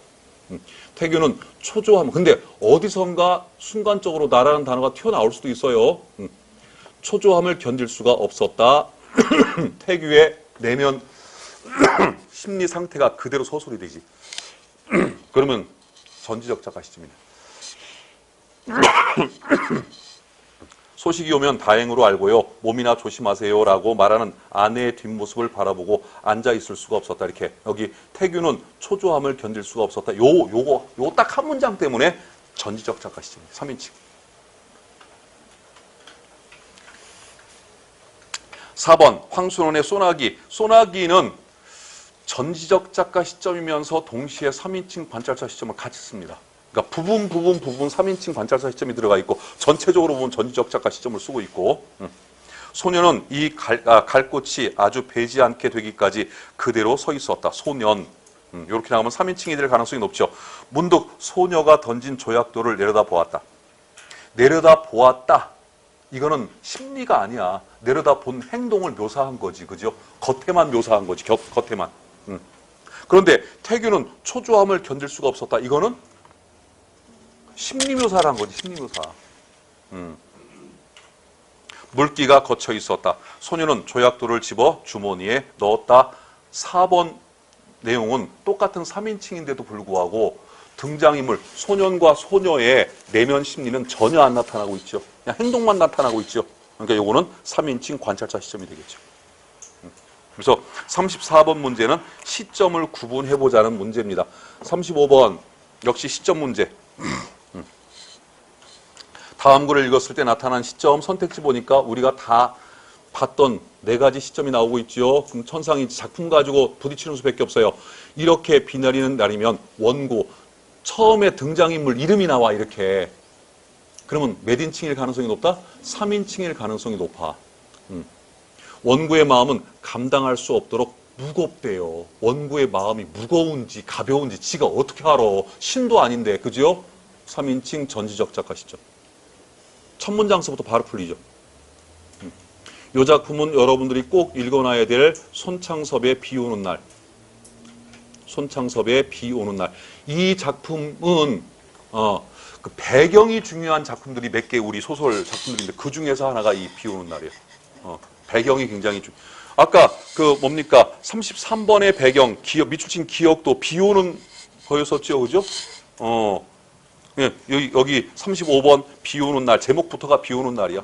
그래서 그 뭐랄까 작품 전체적인 분위기가 굉장히 눅진눅진하고 좀 어두운 그런 느낌을 줍니다. 36번 서술 시점에 대한 특징으로 올바른 것은 하고 문제 물었네요. 자, 이럴 때 지금 선택지가 의외로 길게 빠져나가고 있죠. 1, 2, 3, 4번이 선택지가 35번 선택지는 무슨 시점 짧게 가고 있는데 그죠? 36번 선택지는 문장으로 가고 있죠. 이럴 때는 선택지부터 보라고. 주인공의 내면을 어차피 서술 시점에 대한 특징이란 문제가 나왔으면 1번에서 4번까지 선택지는 어떤 서술 시점을 설명하는 설명일 거야. 그죠? 그러니까 정해놓고 가라고. 즉 1번, 2번, 3번, 4번이 선택지를 몇 번의 선택지처럼 만들어 놓고 35번의 선택지처럼 만들어 놓고 가면 돼. 주인공의 내면을 숨김으로써 긴장, 주인공의 내면을 숨긴대요. 그러면 관찰사 시점이지. 1인칭이야, 3인칭이야? 그건 몰라. 지금 여기 설명에 따르면 그냥 주인공의 내면을 숨긴대요. 그러니까 관찰자. 1인칭 관찰자도 가능하고 3인칭 관찰자도 가능한 겁니다. 다음에 인물과 독자와의 심리적 거리가 멀고 독자에게 친근감을 준다. 인물과 독자의 심리적 거리에 관한 진술이 나오면 신경 쓰지 마. 읽지 마. 몰라. 넘어가. 알겠지요? 그것 때문에 답이 형성되는 경우가 없어. 우리 문제를 보면은. 일단 넘어가, 이거는. 3번. 현대 사실주의 소설에 많이 쓰였으며 극적, 객관적 3인칭 관찰자. 4번. 서술자가 작품에 직접 개입하여 뭐예요? 답 4번이네, 뭐, 그러면. 2번은 빼고 가도 된다고. 실은 2번, 인물과 독자와의 심리적 거리가 먼 게 3인칭 관찰자죠. 인물과 독자의 심리적 거리가 가까운 게 1인칭 주인공이었었죠. 그러니까 1인칭 주인공, 전지적 작가 시점, 1인칭 관찰자, 3인칭 관찰자 이렇게 간다고 그랬지, 항상. 순서가. 그러니까 2번의 인물과 독자의 심리가 멀고 이거 3인칭 관찰자인데 아는 사람들은 알고 풀면 바로 답이 나오는 거고 이걸 모른다고 해도 답이 안 풀리는 건 아니라고. 그러니까 거리에 관한 진술이 나왔을 때 너무 겁먹지 말으라고요. 빼고 가도 답이 나온다고 항상 보면은. 자, 보세요. 1번, 3번은 확실히 관찰자 시점에 관한 설명이야. 4번은 확실히 전지적 작가에 관한 설명이야. 답은 4번밖에 더 되겠어요. 2번까지 답이 될 것 같으면 복수정답 나오지. 자, 그래놓고 정 궁금하면 거기 지문을 읽어보시면 되는데 이 지문은 현진권의 운수 좋은 날이죠. 이것도. 거기 보면은 하나, 둘, 셋, 넷, 다섯 번째 줄에 다섯 번째 줄인가? 이 너저분한 늘어놓은 안조탁자에 김첨지는 갑자기 속이 쓰려서 견딜 수가 없어. 속이 쓰린 걸 딴 사람이 알 수가 있어요? 본인만 느끼는 거잖아, 이거는. 이거 내면이 묘사가 돼 있는 거야. 그러니까 전지적 작가 시점이죠. 마음대로 할 양이면 거기 있는 모든 먹이를 모조리 깡그리 집어삼켜도 시원치 않았다. 근데 못 먹겠더라, 얘기야. 누구 마음이 묘사가 된 거야? 김첨지의 마음. 선생님, 내면 심리 상태, 이렇게 말이 어려워요. 내면 심리 상태를 두 글자로 마음이라고 그래, 뭘. 근데 이상하게 우리 학문적인 용어는 어렵죠, 그죠? 마음. 37번. 주관을 배제하고 외부 사실만을 관찰 묘사한 거 3인칭 관찰자 시점. 더더군다나 서술자가 작품 밖이라고 조건이 걸려 있죠. 그러니까 3인칭 관찰 시점. 그러니까 문학 중에서 시가 또는 소설이 둘 중에 어느 쪽이 더 개념 갖고 문제를 푸는 문제가 많이 나오냐? 소설. 소설은요, 문제 파악 잘하고 선택지만 잘 읽어보셔도 풀리는 문제들이 내가 보기에는요, 10문제 중에 한 7, 8문제 그렇게 돼. 자, 37번. 아이고, 이것도 쉽지가 않다. 이거 다 읽으려면, 그죠? 자, 첫 번째 작품. 파도는 높고 하늘은 흐렸지만 그 속에 속구막 치면서 흐르는 나의 머릿속을 내면이지, 그지? 그럼 일단 1인칭 시점. 1인칭에서는 나, 등장인물, 나가 서술자고, 그래서 나의 내면 심리는 묘사가 돼, 안 돼? 되죠. 그죠? 나는 나를 알으니까. 지나가는 영상은 푸르고 맑은 희망이었다. 이 문장이 일단은 중요한 문장이고, 나는 어떻게 누구의 손에 의해서 구원됐는지도 모른다. 병원에서 내 의식 회복되었을 땐 다만 한쪽 다리에 관통상을 입었다는 것을 알았을 뿐이다. 얘기 빼놓고 없어. 1인칭 주인공 시점이죠. 이 작품은 수능에 나왔던 정한숙의 이여도, 수능 초기에 나왔던 작품이에요. 정한숙의 이여도. 이여도라고 하는 작품이 또 하나 있어요. 누구의? 거기 끄덕였잖아. 이청준. 이청준의 이여도. 이청준의 이여도는 뭡니까? 제주도의 이여도 전설이 있지요. 이여도, 제주도는 삼다 섬이잖아, 삼다 섬. 그 삼다에 해당하는 게 바람, 물, 돌, 여자, 그죠? 왜 제주도는 여자가 이렇게 많을까? 남자가 일찍 죽어서 그래요. 다 남자들이 이제 뱃일을 하잖아, 뱃일. 바다에 가서. 그러다 보니까 섬지방에는 아무래도 옛날에는 여자 인구가 많을 수밖에 없어. 그러지 않아도 원래 지금도 남자의 평균 연령보단 여자의 평균 연령이 한두 해 높죠. 그죠? 여자가 훨씬 더 많이 살아요. 하여튼 무슨 이유인지 하나님이 그렇게 조작을 해놨어. 남자가 좀 일찍 죽으라고. 해놨는데 섬지방은 그게 더 심해. 그래서 이제 그러다 보니까 여자들이 섬지방에서는 그 집안일뿐만 아니라 여러 가지 일을 많이 해서 고생을 많이 해서 이 제주도의 여자들의 어떤 희망의 섬, 여자들만의 파라다이스, 이게 바로 전설상의 섬 이여도라고 그러죠. 이여도. 근데 뭐 이여도가 발견이 됐다는 얘기도 있고, 뭐 그 마라도 남단에 뭐 지금 그 이여도에다가 뭐 꼽아놨다고 하더라? 뭐 하여튼 뭘 꼽아놨대요. 거기 무인도인데. 근데 그게 진짜 이여도인지는 몰라. 이여도는 전설상의 섬인데, 이청준의 이여도라는 작품은 바로 이제 그 전설을 토대로 쓴 작품이에요. 다음에 나 작품. 눈에 고인 물이 눈물이라면 황진사의 두 눈에는 언제나 눈물이 있었다. 황진사. 나갔으니까 일단 3인칭이 될 가능성이 있지요. 그런데 문제는 끝까지 잘 봐야 된다고. 그는 가끔 나에게 나 1인칭으로 바뀌죠. 근데 먼저 황진사부터 나왔지요. 그러니까 주인공은 내가 아니라 황진사 1인칭 관찰자로 가고 있죠. 그가 혈육 없는 것을 한탄하였다. 친구집 회갑잔치 같은 데서 떡국 그릇이나 배불리 얻어먹고 술기라도 얼근해서 돌아오는 날은 명가 증손으로 혈육 한 점 없다니 천도가 무심하지 그랴. 대개 이런 말을 했다. 김동리의 화랑의 후예. 아까 소개했던 그 작품. 황진사가 참 특이한 작품. 그러니까 그 인물의 유형에 전형적 인물이 있고 개성적 인물이 있잖아. 그때 개성적 인물을 가장 잘 표현한 작품이 바로 이 화랑의 후예예요. 1인칭 관찰자. 다음에 만도 한번 생각나는 작품이 있어야죠. 바로 순환이대 하근찬. 하근찬 작품은 언제든 나올 수 있는 작품이에요. 특히 문정부 하에서는 언제든 나올 수 있어요. 왜냐면 그 하근찬 작품은 대체적으로 분단의 현실과 다음에 통일을, 남북의 조화를 염원하는 그런 작품들이 많기 때문에 이게 현재 집권 중인 문 대통령의 그 가치관하고 거의 비슷합니다. 하근찬의 순환이대 말고도 흰 종이 수염. 흰 종이 수염.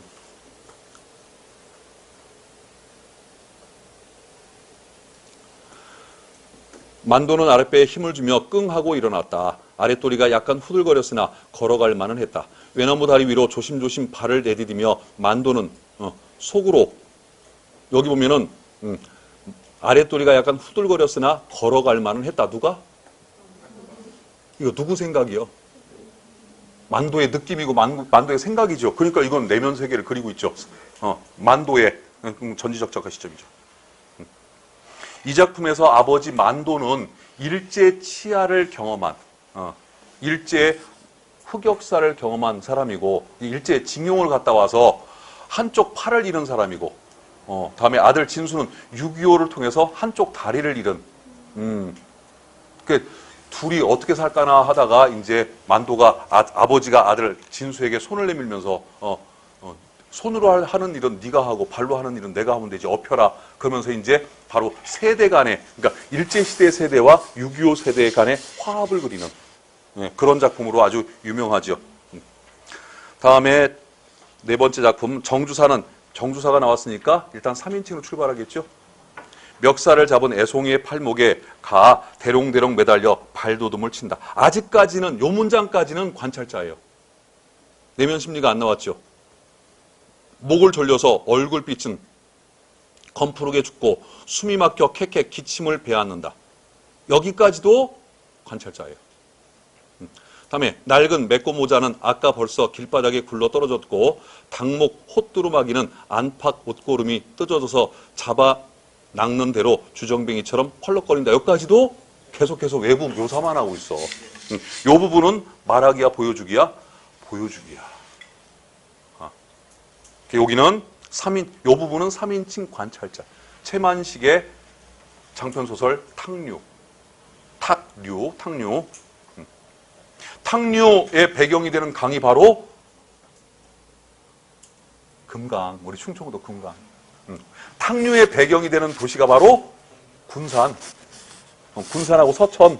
그 군산 서천이 거기가 군산은 전라도 쪽. 다음에 서천이 우리 충청도 쪽 해가지고 그 사이에 금강의 하구가 있죠.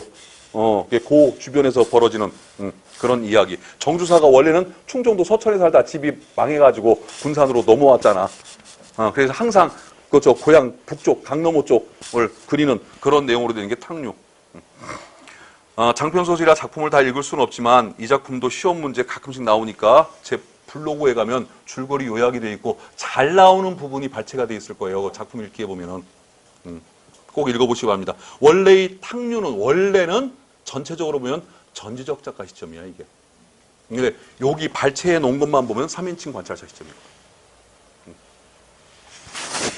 다음에 38번 시점 문제가 많죠. 그러니까 소설에서는요 이 등장인물의 성격이나 심리 파악하는 문제하고 이 시점 문제가 가장 어려워서 그래요. 1번 왕서방은 와들와들 떨었다.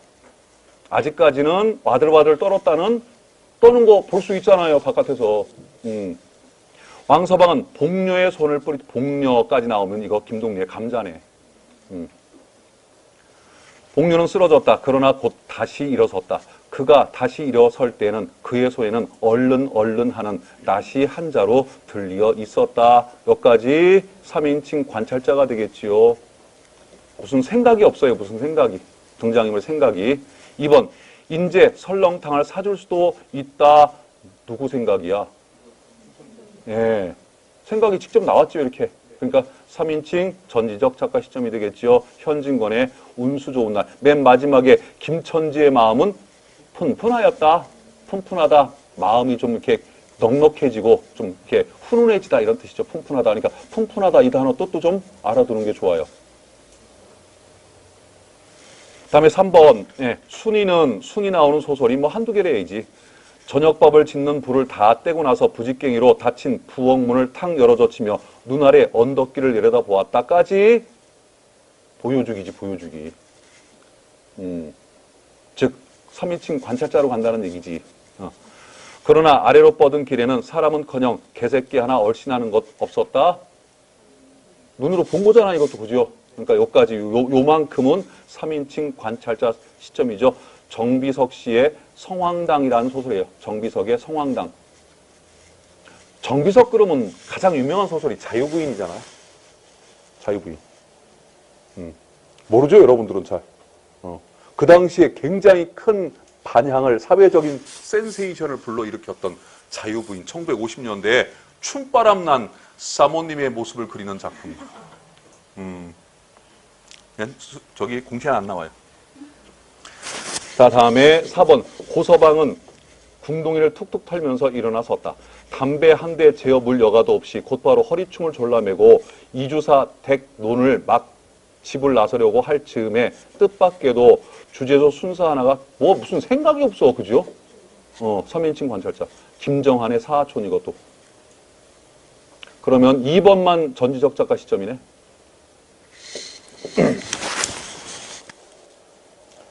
자, 다음에 등장인물들 정서를 고려할 때 정서가 뭐예요? 심리.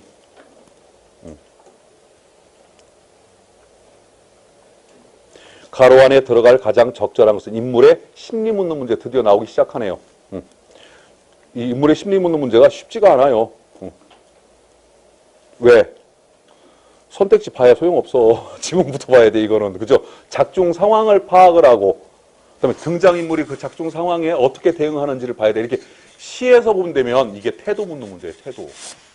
등장인물이 심리 묻는 문제는 시에서는 뭐 묻는 문제? 태도 묻는 문제예요. 봅시다.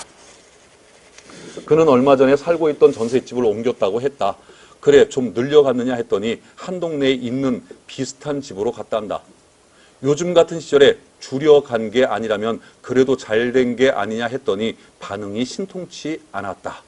이 문장 중요한 문장이에요. 여기서는. 요즘 같은 시절에 줄여간 게 아니라면 그래도 잘된 게 아니냐 했더니 반응이 신통치가 않았다. 집이 형편없이 낡았다는 것이다. 무슨 집이? 이사간 집이. 아무리 낡았다고 해도 설마 무너지기야 하랴 하고 웃자 그도 따라 웃는다. 큰 아파트가 무너졌다는 얘기는 들었어도 그가 살고 있는 단독주택 같은 집이 무너진다는 건 상상하기 힘들었을 테고 또 그래놓고 가로 해놓고 웃었을 것이다. 이렇게 이어지죠. 그죠? 자, 끝에가 웃었을 것이다요. 그럼 앞에도 아무리 낡았다고 해도 설마 무너지기야 하랴 하고 웃자 그도 따라 웃는다 이런 표현이 있었어요. 그죠? 지금 가로 해놓고 웃었을 것이다. 누가? 그가. 그럼 그 앞에 유사한 문장이나 보이잖아. 아무리 낡았다고 해도 설마 무너지기야 하랴 하고 웃자 그도 따라 웃는다. 이게 답이야. 아, 이걸 위로라고 하고 자빠졌어. 정답 3번이죠.